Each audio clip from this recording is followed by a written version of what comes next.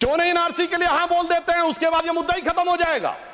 भाई जब आप कह रहे हैं कि वोटर्स को लेकर आपके मन में संदेह है तो एक बार एनआरसी करवा दीजिए, दूध का दूध पानी का पानी। मगर सभापति महोदय, एनआरसी क्यों नहीं करानी है? उसका कारण यह है कि पिछले चुनाव में सबसे बड़ी जीत कहां पे हुई है? असम की धुबरी सीट पे कांग्रेस के नेता रकीबुल हसन 10,25,000 से जीते हैं। माननीय सदस्य का भाषण सुन रहा था, इन्होंने कोई टिप्पणी माननीय सदन के दूसरे सदन के सदस्य के लिए नहीं की, इनका जीत का मार्जिन बताया। श्री सुधांशु त्रिवेदी। माननीय सभापति महोदय 15 मिनट्स। माननीय सभापति महोदय, अभी इस सदन में हमारे साथी गोखले जी द्वारा जो भारत के उस राज्य को रिप्रेजेंट करते हैं जो फाइन आर्ट्स और गरिमा में अपना एक उच्च स्थान रखता है, जिसे बंगाली भद्र लोग कहा जाता है, परंतु आज उस इनिशिएशन के साथ मुझे लगता है उस भद्रता के साथ जो क्रूर मजाक हुआ है उसके ऊपर बात करते हुए मैं पीड़ा के साथ अपना निवेदन प्रारंभ करता हूं। आज हम गृह मंत्रालय के विषय में चर्चा के लिए एकत्र हुए हैं और हमारी सरकार 26 मई 2014 को आने के बाद गृह मंत्रालय की टोन एंड टेनर में क्या परिवर्तन आया, इसे मैं सिर्फ दो वानगी में बताना चाहता हूं। 26 मई 2014 के बाद आप सबको ध्यान होगा, उससे पहले बीएसएफ जो कि गृह मंत्रालय के अंडर में आता है, पहले उधर से बहुत फायरिंग हुआ करती थी। उसके बाद पहली फायरिंग हुई तो मुझे याद है उस समय राजनाथ सिंह जी गृह मंत्री थे। यहां पे खबर आया कि साहब वहां से कहा जाता था फायरिंग हो तो सिर्फ व्हाइट फ्लैग दिखाना है। आपको पता है कि उस समय गृह मंत्रालय से संदेश गया बीएसएफ के डीजी को कि अब ये मोदी की सरकार है, अब व्हाइट फ्लैग नहीं दिखाया जाएगा, फायरिंग के ऊपर 4 गुना फायरिंग का जवाब दिया जाएगा। और आप सबने देखा होगा पिछले 10 सालों में सीमा पर फायरिंग में शांति आ गई है। दूसरा उदाहरण देना चाहता हूं, जब हमारी सरकार आई 26 मई 2014 को, उस समय अभी आईबी का उल्लेख हुआ जो गृह मंत्रालय में आती है, इंटेलिजेंस ब्यूरो, उसके चीफ श्री आसिफ इब्राहिम थे जो कांग्रेस पार्टी के शासनकाल में आईबी चीफ बने थे। वैसे तो हम किसी भी अफसर को धर्म जाति के आधार पर नहीं देखते, पर उस समय इस बात का प्रचार किया गया था कि देखिए एक मुस्लिम अधिकारी को आईबी का चीफ बनाया गया। परंतु आज तक का भारत का इतिहास है, जब कोई सरकार बदलती है तो आईबी चीफ 1 महीने से ज्यादा नहीं रहता है। परंतु श्री नरेंद्र मोदी जी की सरकार में श्री आसिफ इब्राहिम का 8 महीने का कार्यकाल था और उन्होंने उसे 8 महीने का कार्यकाल पूरा किया। याद रखना चाहिए कि मोदी जी के कार्यकाल का पहला आईबी चीफ मुस्लिम समाज से था। यह दर्शाता है कि हम समाज के वर्गों को डर पैदा करके साथ में नहीं लेना चाहते, विश्वास पैदा करके साथ में लेना चाहते हैं। आज हमारे गृह मंत्री आदरणीय अमित शाह जी गुजरात का प्रतिनिधित्व करते हैं, प्रधानमंत्री जी उत्तर प्रदेश से प्रतिनिधित्व करते हैं। सभापति जी, यह संयोग भारत के इतिहास में 3 बार बना है। पहली बार जब सरदार पटेल गुजरात से थे और पंडित नेहरू उत्तर प्रदेश से थे तो स्वतंत्रता का काल था। दूसरी बार लाल कृष्ण आडवाणी जी गृह मंत्री थे और अटल बिहारी वाजपेयी जी उत्तर प्रदेश से थे, तब भारत ने 21वीं सदी में प्रवेश किया था। आज जब अमित शाह जी गुजरात से हैं और मोदी जी यूपी से हैं तो भारत ने अमृत काल में प्रवेश किया है। अर्थात मैं कह सकता हूं काल के कपाल पर, भारत के भाल पर कुछ तो नया होने वाला है और कुछ ना कुछ तो नया हुआ है, उसे आज समझने की जरूरत। अब मैं बताना चाहता हूं कि गृह मंत्रालय ने इस दरमियान किस किस प्रकार से कार्य किए। मैं 3 प्रकार के कार्य बताना चाहता हूं। एक, वो कार्य जो पिछली सरकारें भी कर रही थी वो हमने करके दिखाया। दूसरा, वो कार्य जो पिछली सरकारें कर ही नहीं सकती थी, सोच नहीं पाई, वो करके दिखाया। और तीसरे वो कार्य हैं जिसपे पिछली सरकारों ने एड़ी चोटी का जोर लगा दिया कि नहीं हो सकते, वो भी करके दिखाया। पहली श्रेणी में वो कार्य हैं, यानी मैं मानता हूं दूसरी सरकारों ने भी प्रयास किया होगा कि आतंकवाद की घटनाएं कम हो और अपराध की घटनाएं कम हो। तो मैं बताना चाहता हूं आतंकवाद की जो कुल घटनाएं जून 2004 से 14 के बीच में 7,214 थी, जो 14 से 2024 के बीच में 2,240 से 69% की कमी आई है। कुल मृत्यु जो नागरिकों की और सिक्योरिटी फोर्सेस की होती थी उसमें 68% की कमी आई है। नागरिकों की जो मृत्यु होती थी उसमें 81% की कमी आई है। सिक्योरिटी कोर्सेज में जो फोर्सेस की जो मृत्यु होती थी उसमें 46% की कमी आई है। और मैं एक महत्वपूर्ण बात बताना चाहता हूं, स्टोन पेल्टिंग के इंसिडेंसेस 2010 में 2654 थे, अब 0 हैं। ऑर्गेनाइज हड़ताल 0 है, स्टोन पेल्टिंग 0 है, स्टोन पेल्टिंग में जख्मी होने वाले 0 हैं। सभापति महोदय, पत्थर पड़ने के दौर खत्म हो गया, मगर अगर किसी की अकल पे पत्थर पड़ा हो तो उसे बदला हुआ नजारा नहीं दिखाई पड़ता। इसलिए मैं कहना चाहता हूं, चश्मा उतारो फिर देखो यारो, दुनिया नई है चेहरा पुराना। महिला सुरक्षा के लिए एक अलग प्रभार बनाया गया। 2018 में इंटीग्रेटेड हेल्पलाइन बनाई गई और 181 हेल्पलाइन को राज्यों और केंद्र शासित प्रदेशों के साथ जोड़ा गया। फोरेंसिक को मजबूत करने के लिए प्रदेश में डीएनए विश्लेषण और साइबर फोरेंसिक की लैब्स भी बनाई गई। मॉडर्नाइजेशन करने के लिए 80 करोड़ की एक अलग मंजूरी दी गई। फोरेंसिक इकोसिस्टम को बेहतर बनाने के लिए 7 नई फोरेंसिक प्रयोगशालाएं बनाने की बात हुई, और जिसमें यूपी, बिहार, उड़ीसा, राजस्थान, छत्तीसगढ़, तमिलनाडु और केरल में, और इसके अतिरिक्त पुणे, गुवाहाटी, भोपाल और कोलकाता की लैब्स को और इंप्रूव करने का कार्य किया गया। ये वो कार्य है जो पिछली सरकारों ने सोचा नहीं था वो कर पाए। मैं उदाहरण देना चाहता हूं, एक है सीएए का उदाहरण अभी हमारे साथी ने दिया। मैं याद दिलाना चाहता हूं, इसी संसद में एक वो दौर था जब इनकी नेता ममता बनर्जी जी ने भारत के इतिहास में इकलौती बार जब चेयर के ऊपर फाइल फेंकी थी, किस बात को लेकर कि बांग्लादेशी घुसपैठियों के बारे में चर्चा करने का मौका नहीं दिया जा रहा है। और आज मैं कहना चाहूंगा, कितना बड़ा बदलाव दिखता है कि जिन लोगों ने इतना बड़ा कार्य किया था वो आज कितना पीछे हट गए। इसे कहते हैं कि वक्त के साथ इंसान कैसा बदलता है। सीए पे मैं कहना चाहूंगा, सीए गृह मंत्रालय का विषय है, नागरिकता, और ये एक संसद के द्वारा पारित कानून था, परंतु राज्य विधानसभाओं ने उसके खिलाफ प्रस्ताव पारित कर दिया। यह सरासर कानून का उल्लंघन था, सरासर संविधान का उल्लंघन था, और मैं कह सकता हूं इसके द्वारा संविधान खतरे में था। दूसरा मैं उदाहरण देना चाहता हूं, यूएपीए का चेंज किया गया, यानी अब केवल एक संगठन आतंकवादी नहीं होगा, कोई व्यक्ति आतंकवादी होगा तो उसको भी आतंकवादी माना जाएगा। एनआईए एक्ट में आतंकवाद की परिभाषा स्थापित की गई। मृत्यु दंड पर यह संशोधन किया गया कि क्षमा याचना केवल संबंधित व्यक्ति ही कर पाएगा, दूसरा नहीं कर पाएगा।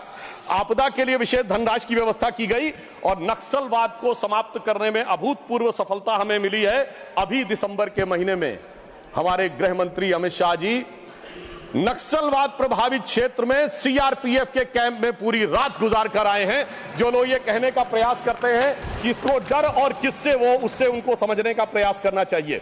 अब वो दौर चले गए सभापति महोदय। मुझे याद है 6 अप्रैल 2010 को दंतेवाड़ा में 76 सीआरपीएफ के जवान शहीद हो गए थे, और उसके बाद ऐसे समाचार आते थे कि देश के कुछ विश्वविद्यालयों में शहीद जवानों के प्रति नहीं, नक्सलवादियों के समर्थन में कार्यक्रम हो रहे थे। वो दौर अब समाप्त हो गया। अब तीसरी श्रेणी में बताना चाहता हूं, वो काम आते हैं, किए हैं गृह मंत्रालय ने, जो पिछली सरकारें कहती रही कि ये नहीं हो सकता, नहीं हो सकता, वो करके दिखाया। धारा 35A, धारा 370। मैं कह सकता हूं जब सरदार पटेल गृह मंत्री थे, राज्यों का महकमा उनके पास था, वो कश्मीर की कसक जो रह गई थी, वो कसक अगर आज समाप्त हुई है तो अगस्त 2019 में अमित शाह जी के शासनकाल में वह समाप्त हुई है। मैं कहना चाहता हूं, श्यामा प्रसाद मुखर्जी जी ने पहला बलिदान दिया था रावी के तट पर। 26 जनवरी 1930 को कांग्रेस के लाहौर अधिवेशन में स्वराज्य की शपथ ली गई थी, पर वो शपथ अधूरी रह गई थी। तो सरदार पटेल के दिल में कसक थी, श्यामा प्रसाद मुखर्जी जी का बलिदान था, और अटल जी के दिल में वेदना थी। उन्होंने कहा था 15 अगस्त का दिन कहता आजादी अभी अधूरी है, सपने सच होने बाकी हैं, रावी की शपथ न पूरी है। परंतु वो शपथ किसने पूर्ण की? प्रधानमंत्री श्री नरेंद्र मोदी जी के नेतृत्व में हमारे वर्तमान गृह मंत्री श्री अमित शाह जी ने उसको पूरा किया।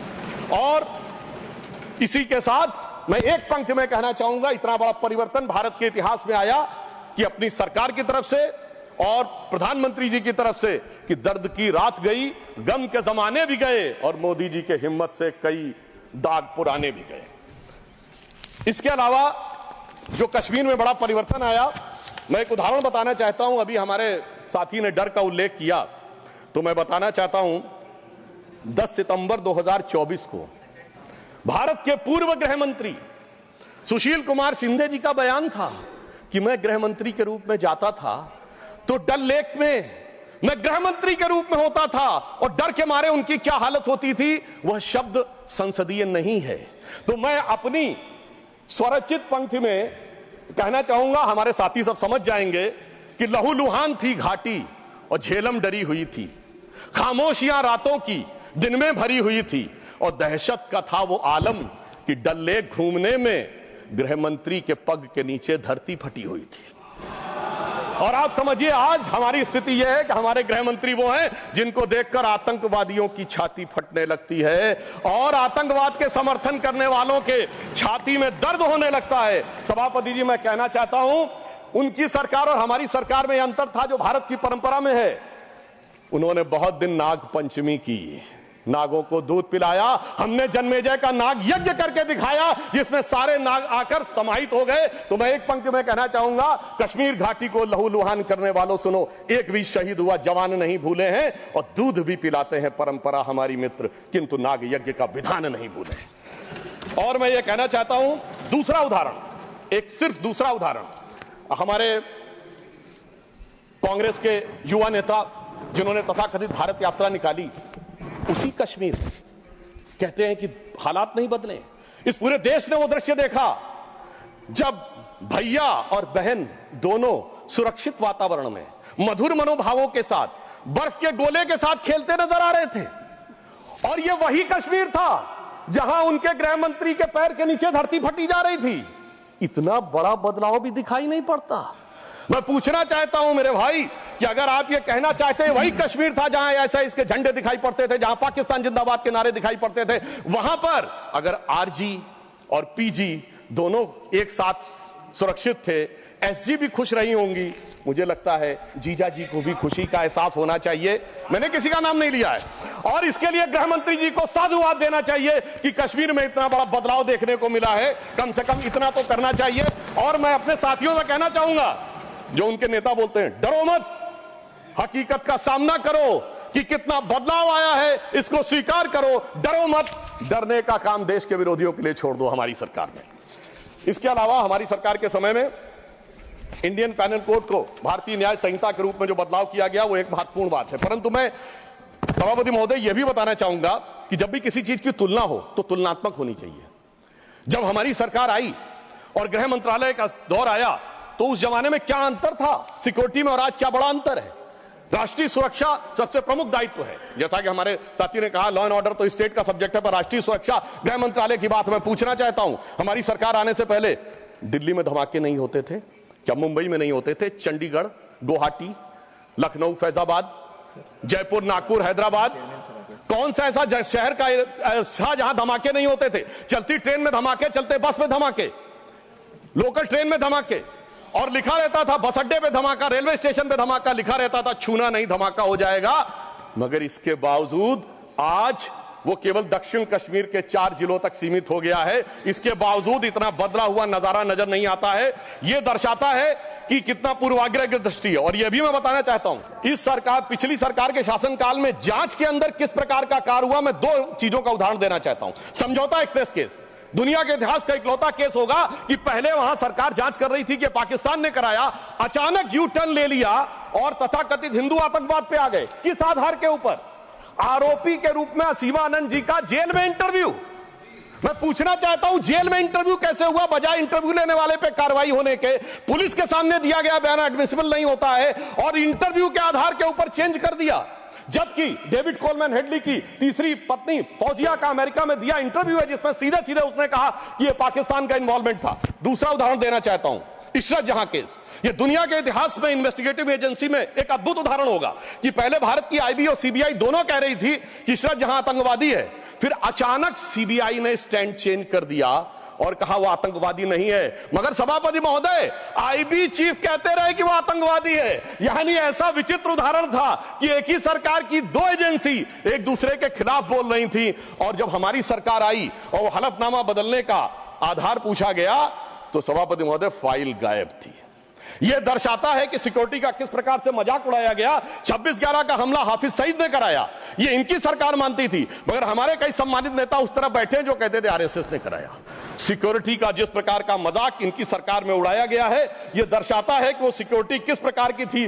मुझे समझ में नहीं आ रहा था कि वो लोग जो अपने जमाने में क्या कहते थे कि इशरत जहां बेटी है, याकूब मेनन की जुडिशियल किलिंग हुई है, अफजल हालात का मारा है, जाकिर नायक शांति का मसीहा है, ओसामा जी हैं, हाफिज साहब हैं। इस हालात के बाद क्या होना था? मैं पूछना चाहता हूं, ये डर के बोल रहे थे या प्रेम से बोल रहे थे? या आपकी मोहब्बत की दुकान के सरमाएदार थे या मोहब्बत की दुकान के खरीदार थे? और मैं सिर्फ अब 2 स्टेटमेंट कोट करना चाहूंगा उस सरकार की हालत के लिए। 20 जनवरी 2013 को तत्कालीन गृह मंत्री सुशील कुमार शिंदे जी ने जयपुर में वक्तव्य दिया कि आरएसएस के कैंप्स में टेरर ट्रेनिंग की जाती है। और जब सुषमा स्वराज जी ने आके सदन में पूछा, गृह मंत्री ने अपना बयान वापस ले लिया। सोचिए, इस प्रकार का मजाक भारत की सुरक्षा के साथ कभी सुनाई नहीं पड़ता। और 14 जुलाई 2011 को कांग्रेस के एक चिर युवा नेता जो चिर क्रोधित और चिर आक्रोशित रहते हैं, उन्होंने एक वक्तव्य दिया था, but terrorism is something that is impossible to stop all the time. यानी हमेशा के लिए आतंकवाद को रोकना मुमकिन नहीं है। सभापति महोदय, जिस सरकार का चाल चलन ऐसा था, उसके हालात में रोकना मुमकिन नहीं था। पर आज मोदी जी की सरकार है तो मोदी है तो मुमकिन है, वो हमने करके दिखाया। मैं दूसरा बताना चाहता हूं उदाहरण। एक दौर था जिस जमाने में 26/11 हमले के बाद से पहले 2007 में आंतरिक सुरक्षा के लिए नीति क्या थी? हवाना में जाके यह कहा कि पाकिस्तान आतंकवाद से पीड़ित देश है। यह भारत सरकार का ऑफिशियल स्टेटमेंट था। 26/11 के हमले के केवल 9 महीने बाद जुलाई 2009 में शर्म एल शेख में ज्वाइंट डिक्लेरेशन में बलूचिस्तान का उल्लेख आया और यह कहा गया टेरर के अटैक से टॉक्स प्रभावित नहीं होंगी। मगर सभापति महोदय, जो हमारी सरकार आई तो हमने कहा टेरर के साथ टॉक्स नहीं होंगी। और जब से मोदी जी की सरकार आई है, हमने इस बात को बिल्कुल साफ साफ कर दिया है। और इसीलिए पिछले 11 साल ऐसे जब कोई औपचारिक द्विपक्षीय वार्ता नहीं हुई सभापति महोदय, क्योंकि जब से हमारे गृह मंत्री जी आए हैं, हालात में जानते क्या बदलाव आया है? उस जमाने में शांति के कबूतर उड़ा करते थे, अब गुरु गोविंद सिंह जी के बाज उड़ते हैं। और जिसे हम अपने लखनऊ की भाषा में कहते हैं कि अम्मा मियां वो दिन लद गए जब उस्ताद लल्लू खफाकते उड़ाया करते थे। और अब वो बदलाव ये देखने को मिला है। ये लोग तो वो हैं सभापति महोदय जिन्हें भारत इतना कमजोर चाहिए था, किसी संसद भवन की छत के ऊपर जो शेर बने हैं उसके लिए लोग गए थे कोर्ट में कि शेर ज्यादा आक्रामक दिख रहे हैं। यानी इन्हें शेर बिल्ली जैसे चाहिए थे, बिल्ली जैसे नहीं, भीगी बिल्ली जैसे चाहिए थे। परंतु शायद ये भूल गए कि हमारे प्रधानमंत्री जी और गृह मंत्री जी गुरु गोविंद सिंह जी से भी प्रेरणा लेते हैं, शिवाजी महाराज से भी प्रेरणा लेते हैं, महाराणा प्रताप से भी प्रेरणा लेते हैं। और उनकी तरफ से हमारी नीति के लिए कहना चाहूंगा कि मन में है धैर्य और तन में प्रचंड शौर्य, बन चंद्रगुप्त मौर्य प्रलय मचाएंगे। और महाराणा और शिवा की संतति कहाते हम शीश कट जाए भले झुकने ना पाएंगे। और बार बार छेड़िए ना भारत स्वाभिमान को, अन्यथा बाद में बहुत पछताएंगे। सौगंध मां भवानी की उठेगी ललकार जब आपके घरों पे चील कौवे मंडराएंगे। और ये आपने देखा, ये बालाकोट में भी दिखा, ये सर्जिकल स्ट्राइक में भी दिखा। और तब हमारे विरोधी क्या कहते थे? आदमी मरे थे कि कौवे मरे थे, पेड़ गिरी थी कि बिल्डिंग गिरी थी। इस प्रकार के मजाकिया बात करने वाले लोगों को मैं बताना चाहता हूं कि भारत की व्यवस्था, अभी एक विषय का उल्लेख आया हमारे साथी ने, मैं एक बात पूछना चाहता हूं। वोटर डुप्लीकेशन की बात हमारे विरोधी उठाते हैं। मैं कहना चाहता हूं, अगर वोटर डुप्लीकेशन की बात करना चाहते हो तो पहले सिटीजनशिप डुप्लीकेशन तो क्लियर कर लीजिए। क्यों नहीं एनआरसी के लिए हां बोल देते हैं, उसके बाद यह मुद्दा ही खत्म हो जाएगा। भाई जब आप कह रहे हैं कि वोटर्स को लेकर आपके मन में संदेह है तो एक बार एनआरसी करवा दीजिए, दूध का दूध पानी का पानी। मगर सभापति महोदय, एनआरसी क्यों नहीं करानी है? उसका कारण यह है कि पिछले चुनाव में सबसे बड़ी जीत कहां पे हुई है?